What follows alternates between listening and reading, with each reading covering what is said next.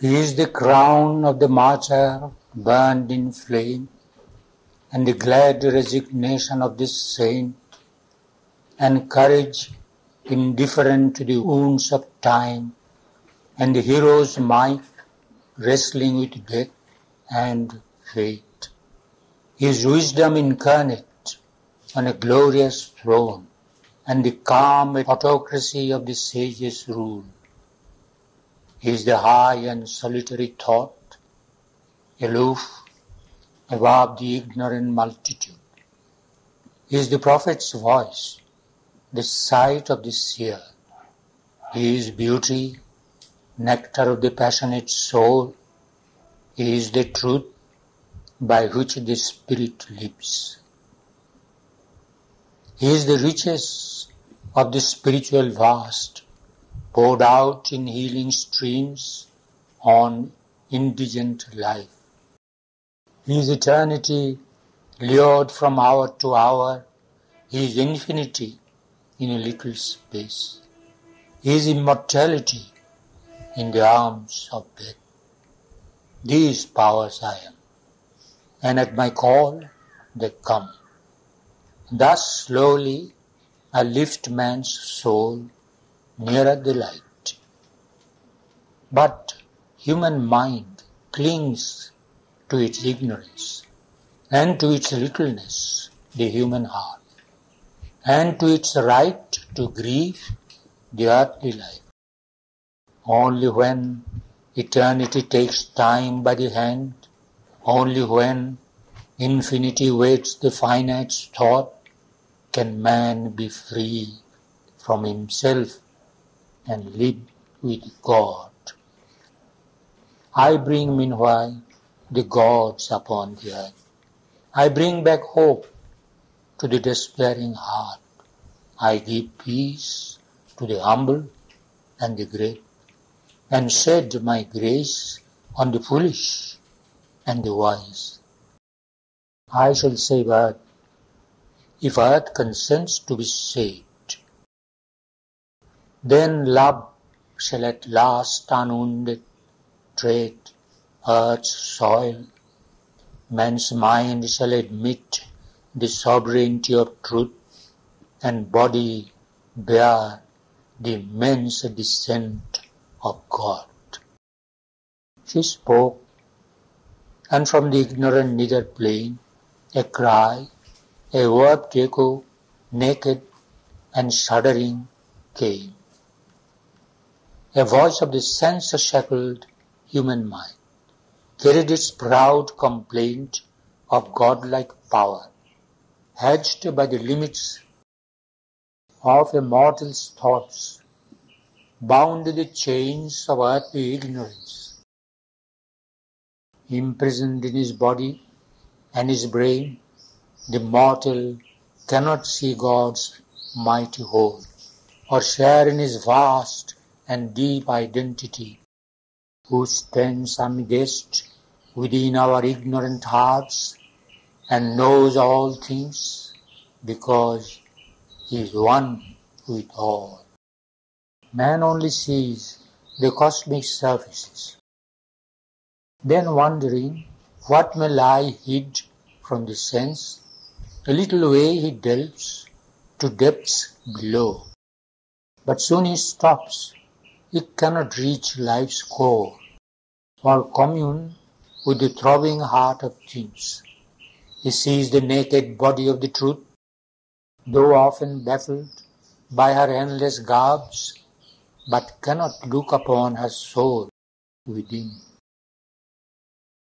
Then, furious for a knowledge absolute, he tears all details out and stabs and digs. Only the shape's contents he holds for use. The spirit escapes or dies beneath his knife. He sees as a blank stretch, a giant waste, the crowding riches of infinity. The finite he has made his central field. Its plan dissects, masters its processes. That which moves all is hidden from his gaze. His poring eyes miss the unseen behind. He has the blind man's subtle, unerring touch, or the slow traveler's sight of distant scenes. The soul's revealing contexts are not his. Yet is he visited by intuitive light, and inspiration comes from the unknown.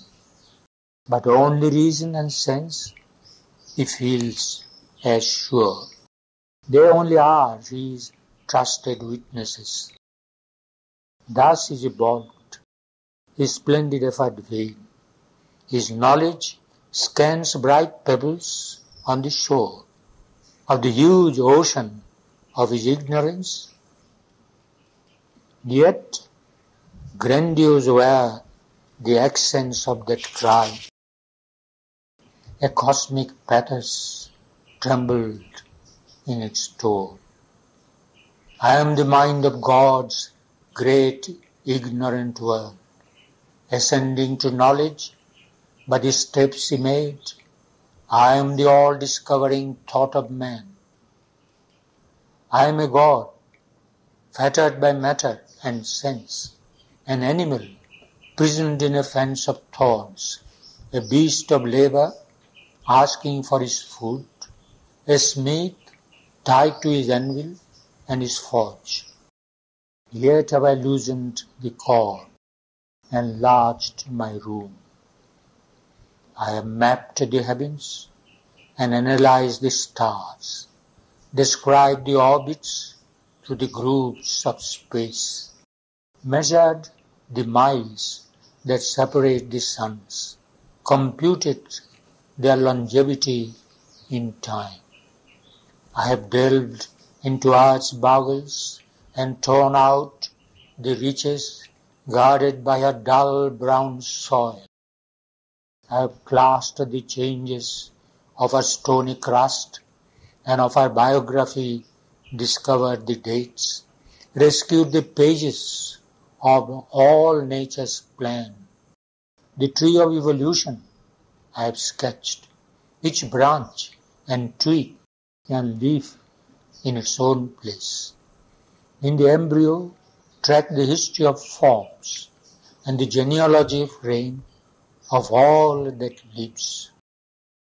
I have detected plasma and cell and gene, the protozoan traced, man's ancestors, the humble originals from whom he rose. I know how he was born and how he dies. Only what end he serves, I know not yet. Or if there is an aim at all, or any end, or push, or rich, creative, purposeful joy in the wide works of the terrestrial power. I have caught her intricate processes. None is left. Her huge machinery is in my hands. I have seized the cosmic energies for my use. I have poured on her infinitesimal elements, and her invisible atoms have unmasked. All matter is a book I have perused. Only some pages now are left to read. I have seen the ways of life, the paths of mind. I have studied the methods of the ant and ape, and the behavior learned of man and worm. If God is at work, His secrets I have found, but still the cause of things is left in doubt. There truth flees from pursuit into a void. When all has been explained, nothing is known. What chose the process? Whence the power sprung? I know not, and perhaps shall never know. A mystery is this mighty nature's birth. A mystery is the elusive stream of mind. A mystery, the protean freak of life. What I have learnt, chance leaps to contradict. What I have built is seized and torn by fate. I can foresee the acts of matter's force, but not the march of the destiny of man. He is driven upon paths he did not choose. He falls trampled underneath the rolling wheels. My great philosophies are a reasoned guess. The misty heavens that claim the human soul are a charlatanism of the imagining brain. All is a speculation or a dream. In the world itself becomes a doubt. The infinitesimal jest mocks mass and shape. A laugh peals from the infinite's finite mask. Perhaps the world is an error of our sight, a trick repeated in each flash of sense. An unreal mind hallucinates the soul with a stress vision of false reality, or a dance of Maya veils the void unborn. Even if a greater consciousness I could reach, what profit is it then for thought to win? A real which is forever ineffable, or hunt to its lair the bodiless self, or make the unknowable the target of the soul. Nay, let me work within my mortal bounds, not live beyond life, not think beyond the mind. Our smallness saves us from the infinite. In a frozen grandeur alone and desolate, call me not to die the great eternal death. Left naked of my own humanity in the chill vast of the spirit's boundlessness. Each creature by its nature's limits lives, and how can one evade his native fate? Human I am, human let me remain, till in the inconscient I fall, dumb and sleep. A high insanity, a chimera is this, to think that God lives hidden in the clay and that eternal truth can dwell in time, and call to her to save ourself and world. How can man grow immortal and divine, transmuting the very stuff of which he made? These wizard gods may dream, not thinking men.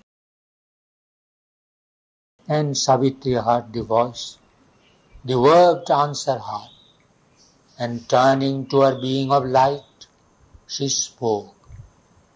Madonna of light, mother of joy and peace, thou art a portion of myself put forth to raise the spirit to its forgotten heights and wake the soul by touches of the heavens.